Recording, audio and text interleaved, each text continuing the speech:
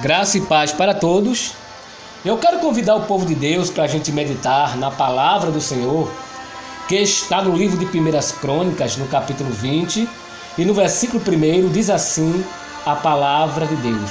Aconteceu, pois, que no decurso de um ano, no tempo em que os reis costumavam sair para a guerra, Joabe levou o exército e destruiu a terra dos filhos de Amon, e veio e cercou a Rabá. Porém Davi ficou em Jerusalém, e Joabe feriu a Rabá e a destruiu.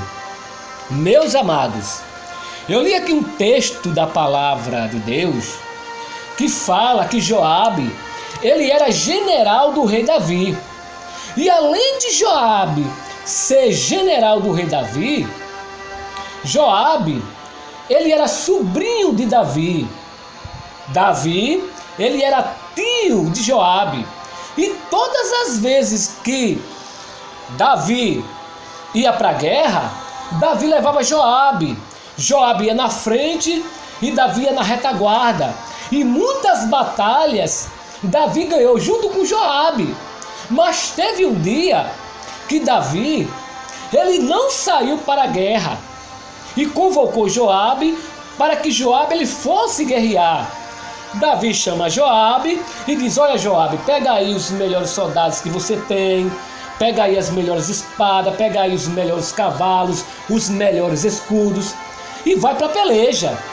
Olha só que responsabilidade Davi ele deu para Joabe. E aqui, meus amados, já tem uma revelação para nós. Porque toda a responsabilidade não é simplesmente dada pelo homem, e sim por Deus. Porque quando Deus ele chama alguém para fazer algo, ele se responsabiliza. Quando Deus coloca o ministério nas nossas mãos, é porque ele sabe que a gente tem capacidade. Ele sabe que aquele pelo qual ele chama, ele confia. E não foi à toa que Davi tornou Joabe um general do seu exército. Davi ele escolheu Joabe porque Davi viu em Joabe muito potencial. Ele viu que Joabe tinha muita capacidade. E muitas vezes, meus amados, nós estamos dentro do ministério e aqueles que estão na frente da obra, aqueles que são os maiorais da igreja, aqueles que são responsáveis pela igreja, muitas vezes não vê esse potencial na gente. Às vezes a pessoa não tem oportunidade para pregar, para orar, para fazer alguma coisa em prol da igreja. Não, a pessoa fica ali no banco, não tem oportunidade para nada e a pessoa acaba morrendo espiritualmente. E aqui, meus queridos, Davi, ele viu que Joabe, ele tinha potencial. O tanto que Davi agora chama Joabe para que Joabe vá para a guerra. Só que, nesse dia, Davi, ele não vai para a guerra, ele fica em Jerusalém. Só, meus queridos, que Davi ele não ficou em Jerusalém descansando, ele não ficou passeando no palácio, ele não ficou tomando vinho. Davi, ele ficou intercedendo por Joabe para que Joabe tivesse êxito na guerra, para que Joabe ganhasse ali aquela guerra, para que tudo ocorresse bem. Coisa boa é você estar debaixo de uma cobertura espiritual. Quando você está debaixo de uma cobertura espiritual, as coisas começam a dar certo.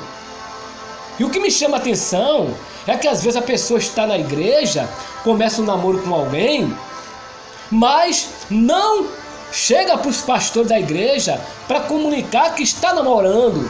Às vezes a pessoa faz tudo às escondidas, começa a namorar escondido, começa a fornicar escondido, começa até agora a se juntar com aquela pessoa e vai morar junto, mas não chega para pedir uma oração para que os pastores ali intercedam por aquela união. Aí sabe o que acontece? lá na frente as coisas começam a dar errado. Por quê? Porque não houve oração, não houve intercessão. E a gente tem que estar, meus queridos, debaixo de uma cobertura espiritual, para que tudo dê certo nas nossas vidas. E o fato de Davi ficar orando por Joabe, os inimigos, eles não triunfaram sobre Joabe. Joabe venceu aquela guerra, conforme está aqui no capítulo 20 e no versículo 1, que Joabe foi, levou o exército e destruiu a terra dos filhos de Amon. Olha só, meus amados, Joabe sozinho ali com aqueles soldados, sem a presença ali de Davi, ele conseguiu vencer aquela batalha. E eu sempre costumo dizer que uma batalha não se vence apenas com a cara e a coragem. Tem que ter joelho no chão, tem que ter oração, não é verdade? Aí eu quero dizer para você, dentro dessa mensagem, que toda luta que você for enfrentar, toda batalha que você for enfrentar, tem que ter um Davi intercedendo por você. Tem que ter um Davi na sua casa, tem que ter um Davi na sua igreja, tem que ter um Davi na sua família, um Davi no seu trabalho.